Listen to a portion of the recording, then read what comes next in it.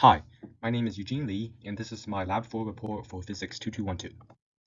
So to start off, the purpose of Lab 4 was to measure the distance dependence of the magnetic field due to a small ball magnet and compare the measurements due to the distance dependence predicted by the Biot-Savart law. The models and fundamental physical principles were the Biot-Savart law, the equation for a magnetic field of a dipole, and also the equation for the distance dependence of a ball magnet's magnetic field. As a brief preview of results, our physical measurements didn't exactly match the expected results using a model or computer simulation, although we did discover that increasing distance from a magnet decreases the magnetic field strength. And we also learned that being parallel to a magnet's axis results in maximum field strength. So for the experiment itself, what we did is we used an app on a phone to measure the strength of a magnetic field due to a ball magnet. And the system was the magnet and the magnetometer, while the surroundings was Earth and other nearby objects. The initial condition was that the x-axis of the magnetometer was orthogonal to Earth's magnetic field, and this was so that Earth wouldn't contribute anything towards our measurements. The ball magnet was also stationary. We put the ball magnet at certain locations where the measured magnetic field had a certain value, and then we recorded that distance on a spreadsheet.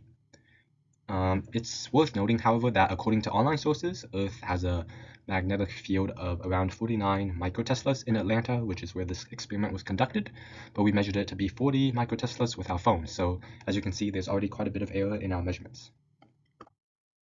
Here's just some further diagrams of the experiment we conducted. In the figure on the right, that was a second experiment we conducted, which was instead of measuring the on-axis magnetic field, where we were parallel to the ball magnet, we measured the magnetic field off-axis, so at a location where it wasn't directly aligned with the north and south poles of the magnet. And here's just our data and measurements. As you can see, the data on the top left is the on-axis measurements, while the data on the bottom are the off-axis measurements. And you can see that the on-axis magnetic fields have much stronger values at the same distance compared to the off-axis magnetic fields. Using the data we gathered from the on-axis measurements, we can calculate the magnetic moment of the magnet.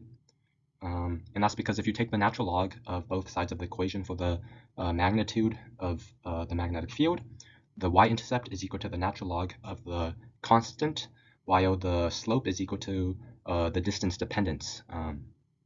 And so from our data, we saw that n was equal to negative 1.75, though it should actually be around negative 3 because all the equations have the distance dependence being raised to the third power.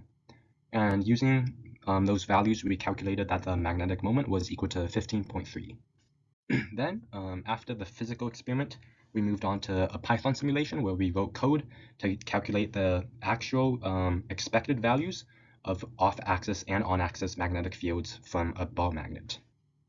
What we did is we just plugged in the equation for the magnetic field of a ball magnet based on its magnetic moment, and then ran simulations based off of that.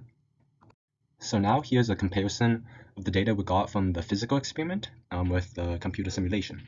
As you can see, for some reason, in the physical experiment, as we increased the distance from the ball magnet, for some reason the magnetic field strength didn't really decrease at all, even though as predicted by the simulation, it does decrease significantly. So to conclude, for the physical experiment with the on-axis measurements, the magnetic field strength did decrease as distance increased, but it didn't decrease as much as it should have. And for the off-axis measurements, the magnetic field strength barely decreased at all as distance increased. And we don't really know why both of these errors occurred, though our best guess is that it's probably due to some external interference from other objects, like a computer, the metal table, or other nearby phones. However, the computer simulation did show that increasing distance from the magnet decreases the magnetic field strength, which matches our physical results. And both methods showed that being parallel to a magnet's axis results in maximum field strength, which makes sense because nothing's orthogonal, so nothing's being cancelled out. Another source of error besides contribution from other magnetic objects would be measurement errors inherent in the phone's magnetometer, as well as when we were measuring the distance with the ruler.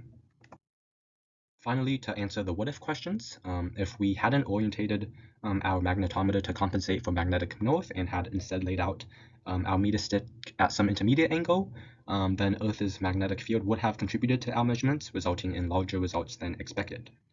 In addition, if we were to stick two identical magnets together end to end and then run the experiment again, our measurements would approximately double in magnitude, since it would be pretty much the same as having one magnet with twice the strength.